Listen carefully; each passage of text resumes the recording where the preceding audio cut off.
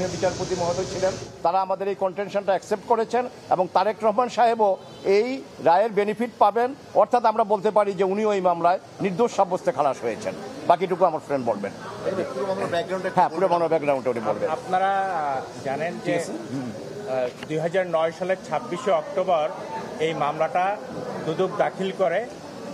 জনাব তারেক রহমানের বিরুদ্ধে অভিযোগ ছিল যে উনি একটা ক্রেডিট কার্ড থেকে উনি বিদেশে চিকিৎসার জন্য কিছু টাকা খরচ করেছেন। এই অভিযোগের ভিত্তিতেই ওনার বিরুদ্ধে এই মামলা দায়ের হয় এবং পরবর্তীতে চার্জশিট হয়। 13 জন সাক্ষীর সাক্ষ্য গ্রহণ করে ট্রায়াল কোর্ট। সেখানে আমেরিকা থেকে এফবিআই এজেন্ট জেব্রাকে নিয়ে আসা হয় সাক্ষী দেওয়ার জন্য।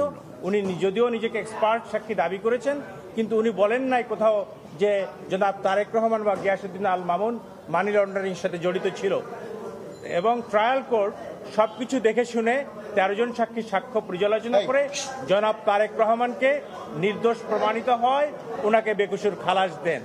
কিন্তু রাজনৈতিক প্রতিহিংসার কারণে তৎকালীন দুদক, এই ইন্ডিপেন্ডেন্ট সংস্থা, ওনারা হাইকোর্ট ডিভিশনে অ্যাপিল করে এবং অ্যাপিলে গিয়ে এই মামলার শুনানি হয় এবং 130 পৃষ্ঠার যে বিশাল জাজমেন্ট হাইকোর্ট ডিভিশন দেয়, সেটা মূলত ছিল একটা একাডেমিক জাজমেন্ট।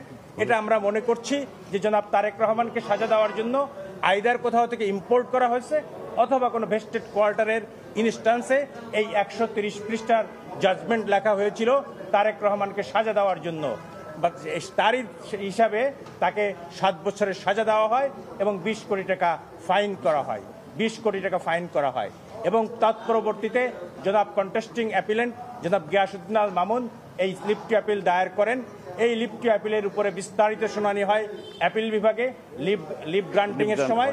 তখন শুনানি আনতে হাইকোর্ট অ্যাপিলেট ডিভিশন দেখতে পান যে এই মামলায় কোনো সাবস্টেন্স নাই।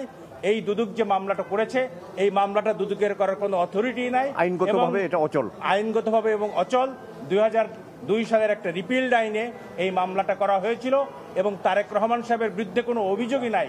ক্রেডিট কার্ডের মাধ্যমে টাকা খরচ করলে যে মানি লন্ডারিং হবে, that is an unheard of proposition in the legal arena. যার ফলে অ্যাপিলেট ডিভিশনের পূর্ণাঙ্গ বেঞ্চ পুঙ্খানুপুঙ্খানু বিচার করে এই মামলায় জনাব তারেক রহমান ও গিয়াসউদ্দিন আল মামুনকে এই মামলার দায় হতে অব্যাহতি দিয়েছেন এবং বলেছেন যে তাদের যে যথাযোগ্য মর্যাদা যে মানহানি হয়েছিল সেটাকেও ফেরত দেওয়া হয়েছে।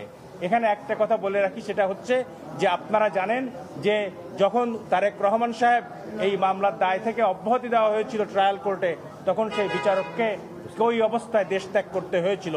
সুতরাং সেই যে বিচারহীনতার সংস্কৃতি আমাদের দেশে চালু হয়েছিল, সেই অবস্থা থেকে ইনশাআল্লাহ আমরা ধীরে ধীরে উত্তরণ করছি।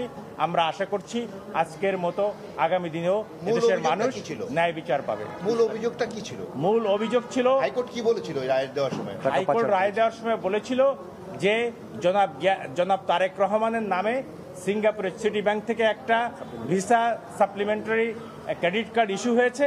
এই ক্রেডিট কার্ড দিয়ে উনি একটা বিমানের টিকিট কেটেছেন এবং কিছু চিকিৎসার টাকা খরচ করেছেন। সুতরাং এটা মানি লন্ডারিং পর্যায়ে পড়ে। এটা অলদো এটা মানি লন্ডারিং অ্যাক্টের 3-এর যে বিধান আছে বা 13-2 যে বিধান আছে, সেই বিধানের মধ্যে পড়ে না। মোটামুটি বলতে পারেন যে গায়ের জোর করে একটা সাজা তারেক রহমানকে দেওয়া হয়েছে।